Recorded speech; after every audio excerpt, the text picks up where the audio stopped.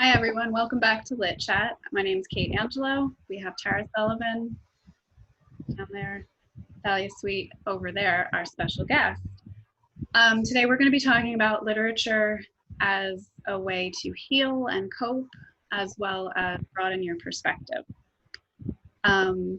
Just a quick question to start things off. Have either of you, do you purposefully read to broaden your perspective, or do you sort of just, does it just sort of happen naturally because you're reading what you're reading? Good question. I would say I'm drawn to a wide variety of books and genres. Therefore, I think I just get kind of taken along with that.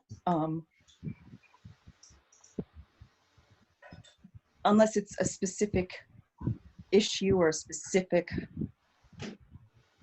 event that I want to learn more about or do, kind of get a grasp on. But what do you say, Thalia? I'd say probably about the same. Like I tend to like a lot. I like different YA than I like adult fiction and nonfiction. So it really depends on whatever I pick up at the time, and sometimes it'll surprise you even. Because I don't really like to look at too much about what the book is about before I start to read it. I'll just try to dive in. So sometimes it just takes you for a ride. Yeah. But that's funny. Go ahead. I do think my mind has been so broadened by so many topics, even if it's fiction I'm reading. It just seems like, yeah, so good question. Yeah. For me, I've always sort of been drawn, even in college, sort of to want to say global literature. Like I read a lot of literature from Indian authors and African authors and things like that. And I can't really say why I'm drawn to that. I just sort of am. So that I'm sort of naturally drawn to that. And then, yes, I think my perspective has certainly been widened from that. Do you have any particular books that you can point to that have led to your broadening?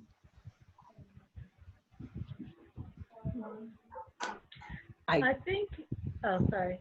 No, go. Sorry. Well, I think it's sort of different. It depends on if it's a fiction book or a nonfiction book about what kind of broadening you're getting. Like for me, for fiction, you get obviously the first person experience in an area, the locale, their mindset, and it really brings you directly into the psyche of a person in an area. And nonfiction will give you more facts about the location, about the history, which is also good. So it depends on which, is it fiction, is it nonfiction? But I think the first thing that came to my mind was Forgotten Fire. It's a YA book. I really cannot, for the life of me, remember what the author's name is, but it's about the Armenian genocide, which I had no clue about. It was just a happenstance. It was a book club book that was recommended a couple of years ago, and it was sort of like a mixture of fiction and nonfiction. And then it also made me read about it even more so. So sort of both. I don't know. Yeah. Good answer. I would say two. One, and it was a book about Emmett Till, written in conjunction with his mother. So it was a very intimate book. And I had heard, to be honest, and this was years ago, I'd heard the name, I'd heard of Emmett Till, did not realize what the full circumstances were of his murder. And it was part of American history that maybe were not properly taught in school. And while it emotionally ruined me, it was very, very, I want to say beneficial to my scope of how bad things were. And not to politicize it, but it really did, when when things have been happening in the past few years,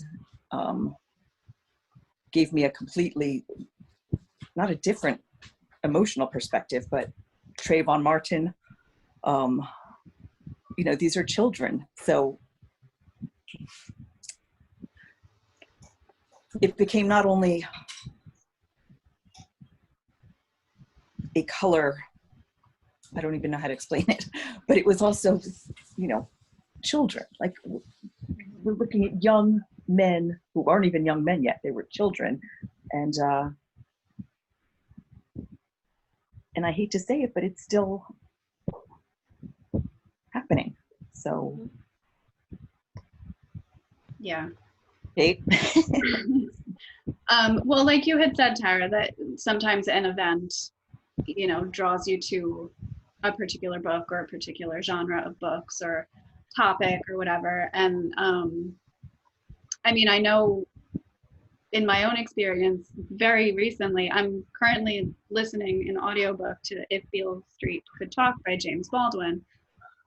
And I sort of stumbled upon it. I have read James Baldwin before. I like him. But I was looking, I looked up Ta-Nehisi Coates, I looked up Richard Bright, and in Hoopla and Eli Bright, New Jersey, everything's out. Everything, nonfiction, fiction. There's like a 6-month waiting list.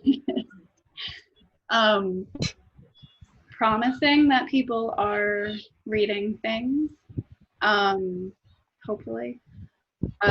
But like you said, something happens and people are drawn to things. And you want to learn more about what the history of what's happening now. And obviously what's happening now has an extremely long history.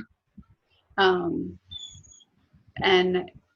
yeah, just exactly that. You read relevant topics. And I was telling Talia and Tara earlier, I'm listening to my audiobook while I'm walking the dog, and I'm sort of prone to tears anyway. Very easy for me to cry, but I was walking down West End Avenue recently, just tears are streaming because I'm listening to the audiobook, and it was definitely moving. In that sort of vein, you know, the other side of our topic is literature as healing, which, like I said earlier, also I think is a little bit more difficult because different things will help different people cope in different ways. Some people may find nonfiction helpful to sort of get at facts. Some people might find reading something completely different and, you know, fantasy, get out, totally out and escape from reality could help them cope more than heal maybe, but you know, whatever works. And then other people may sort of be healed unexpectedly. The one example I have is I read The Hour I First Believed by Wally Lamb. It's about Columbine. I was in high school when Columbine happened. I was probably not even cognizant of the fact that that had an effect. But I was, you know, The Hour I First Believed is a thick book. I had to put it down multiple times. And then at multiple times in the book, I just ended up sobbing. So that wasn't just the book. That, you know, not that books can't do that, but I'm sure it wasn't just the book. But so I came out of it, I think, probably a little happier and better, and things were shed and whatever. But we can discuss that topic a little bit too. No, and I'm thinking of both fiction and nonfiction. And you said some books help cope, some help heal, but I think coping gets you to healing. So therefore they are all on kind of the same line. But I'm thinking of Joan Didion, who I've always loved her writing. She's very particular in her writing. I think she's got a fan base that's kind of here instead of, you know, she's not for everybody, but she's that tiny little bird-like woman could just write like incredibly broad. And she wrote The Year of Magical Thinking after she lost her husband. And then ultimately, I don't know if her daughter was still alive when she finished that book, but her daughter, both suddenly, and her husband basically had a stroke and her daughter wound up being sick and going into the hospital. And I think that book teaches so much about what can the human heart go through and still be okay. And she's proof that you can get through almost anything. I mean, is it easier for her? Maybe. She certainly, but great loss like that, it cuts across all borders. It's loss is loss. And then with fiction, I always just think of, you can find a fiction to kind of identify with at least and see where that person went with it. Almost about anything. Somebody's written about it or fictionalized it and humanized it. And I think that's the bottom line, is we all just want to know we're going to be okay. One way or the other. And I like what you said, Tara, about coping leading you to healing, because it's definitely something in that. And what you said, Kate, as well, about escaping, like sort of like escapism. Sometimes you want to read something totally opposite of what's going on in your life right now, so that you can take your mind off of it to get some perspective sometimes as well. It'll remind you that there are other things happening in other people's lives, in the world, be it fiction or nonfiction.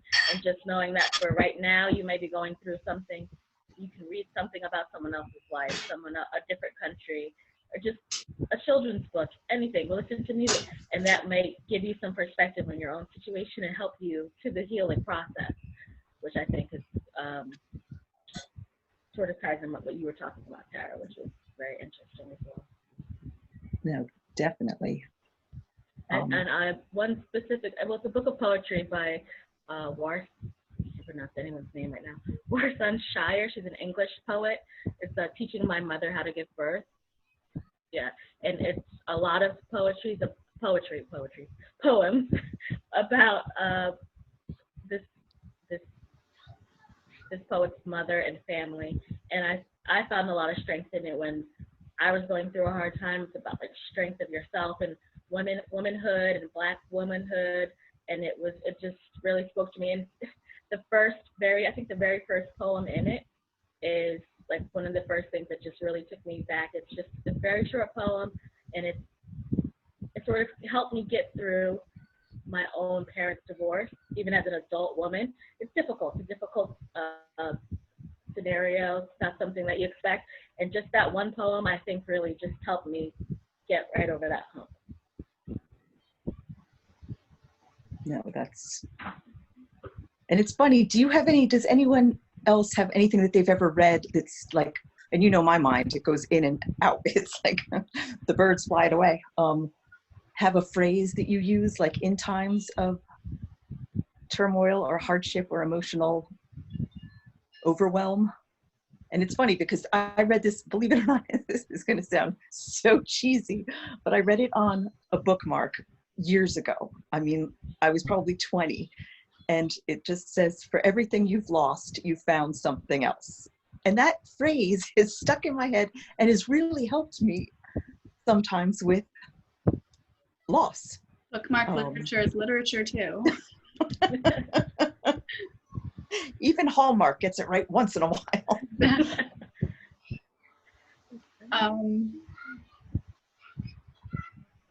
I do have a phrase actually, but it's not from a book.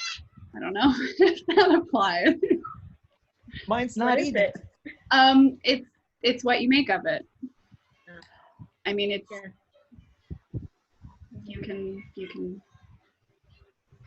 feel like that. How you want to feel, and you can either sink into negativity or push through, or I like it. I think if I had one, it would probably be time will pass anyway.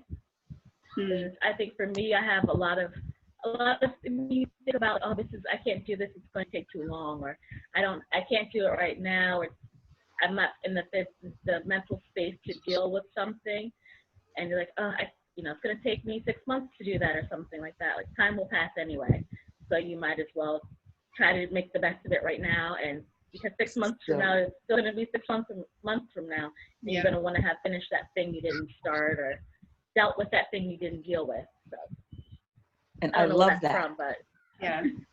I don't either, but my brother used a phrase similar to that years ago. He was going to go to a chiropractic school, and he's like, oh, I'm going to be, whatever. At the time, it was probably like 32. I'll be 32, though, if I do it now, thinking it was so late in his life. And then he's like, well, I could be 32 with it or without it. And it kind of, same thing, like time will pass anyway. But that stuck with me just because he was making such a big decision. And that's just such a good way to reframe something. Both of yours were very good at, There's two. like, you have some power over it. We lost your video, Tara. I'm sorry, somebody was calling me. I forgot to put it on airplane mode. No worries. Sorry.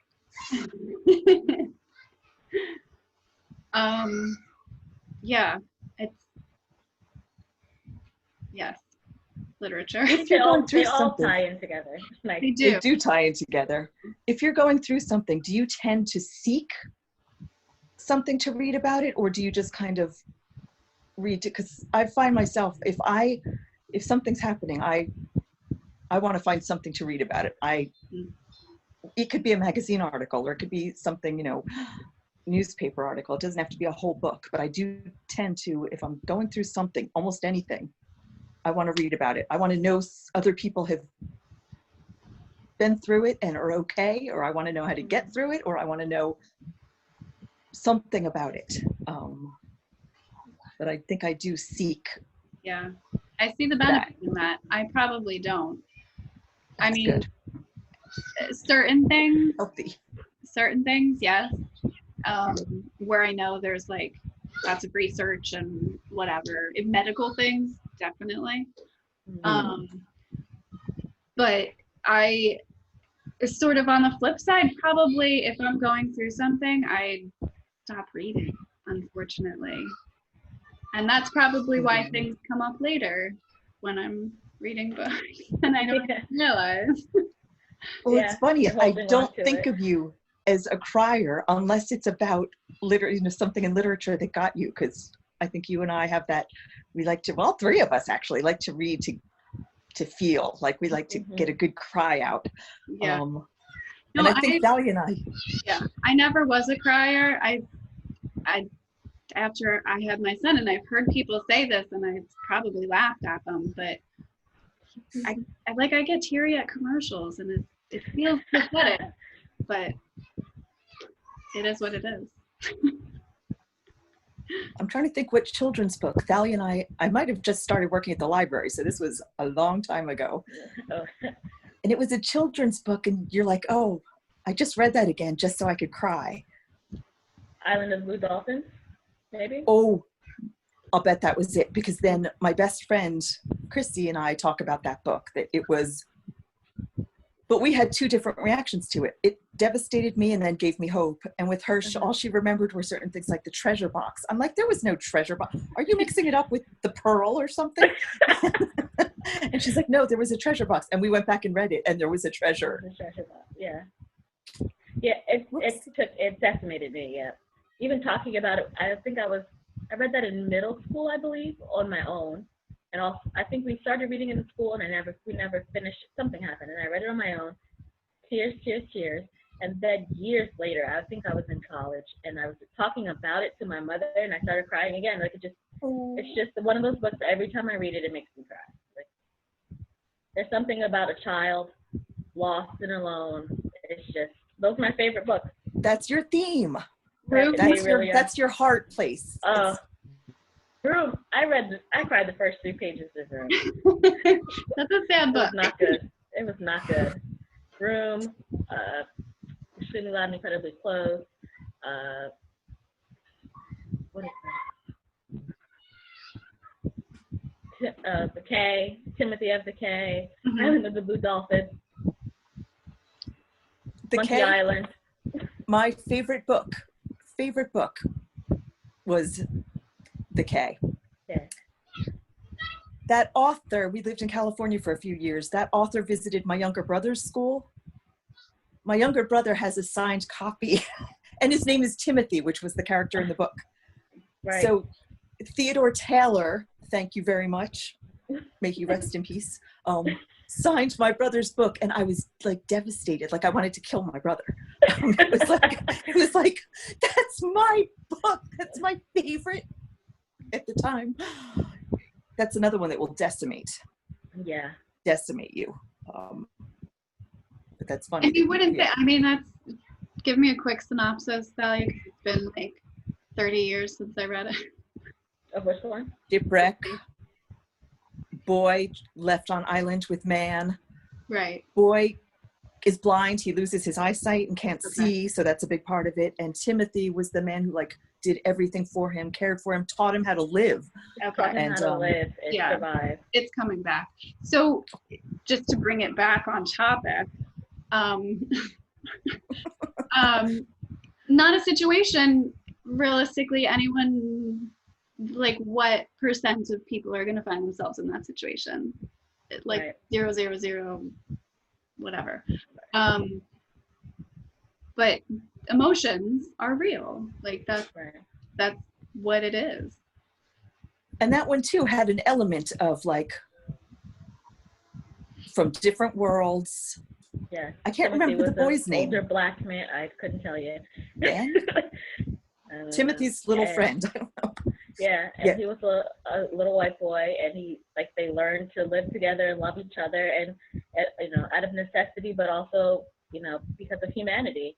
Yeah. That's another one of the reasons why it really just tears you up, because it's like the world will tell you that these two people are not supposed to know or like or even care about each other, and in this book, they are all each other has. And when you read it as a child, you're not thinking anything. At least I wasn't like, wait, they are from different worlds. Like it just unwound that they helped, well, really Timothy helped the boy more than the blind boy could help Timothy. But until the end, when you are decimated with the feelings of loss and love lost and like really, really powerful. Yeah. And I read that book as an adult. I wasn't a big reader as a child. I didn't really start reading for pleasure for myself until maybe 7th grade, and that was once in a while, and then until I got into high school. They were one of the assigned books that I never read. I almost never did assigned reading for the summer. Even in class, I would just listen and I got it. Like I got the gist. And as an adult, I read that book. It's short. It was an assigned reading book. Let me just read it really quickly. And it just tore me apart. Yeah. It was bad. On that note, you're tearing us apart. I'm going to tear us apart with the parting words of read things that you're not used to, read things that make you uncomfortable, make your children read things. Period. But also things that are outside of your cultural understanding, whatever. Any parting words, Tara and Thalia? I think you summed it up beautifully. Read a lot. Read things you don't even think you'll like. Just read, reach out, read broadly. Right. And then discuss those books with people who've read them or online, because it will even make you understand the book a little bit more. That'll make you like something more, even dislike something more if you missed themes that another person found. Right. I found that as well. You might like something, and then you talk to someone, and you're like, wait, I didn't read it that way, or vice versa, and you like it more, or you dislike it a little bit more. But it's about those conversations you have and broadening your horizons, your perspectives, and making, sort of fully rounding out your mind. Yeah. Because sometimes it's got a lot of sharp edges going on in there. And if anyone's interested, we are this month, June, Nikisha and I, who we both do story times, we're doing stories either by authors of color or with characters of color. We're just focusing on that for the month, and we've got some great books. So if you haven't yet, please tune into our YouTube channel. Fantastic. And if anyone wants to keep the conversation going, please feel free to comment on whatever platform you're watching this on. And thank you for joining us. Bye.